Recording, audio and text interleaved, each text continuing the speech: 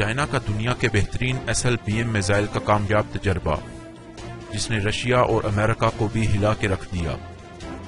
آج کی اہم خبر سے آگاہ کرتے چلیں۔ امریکہ اور ہانگ کانگ کے خبر رساں ادارے کا کہنا ہے کہ چائنا نے سمندر سے فضا اور سمندر سے سمندر تک مار کرنے والا SLBM سب میرین لانچ بیلسٹک میزائل کا کامیاب تجربہ کیا ہے، جو کہ 9000 کلومیٹر تک مار کرنے کی صلاحیت رکھتا ہے۔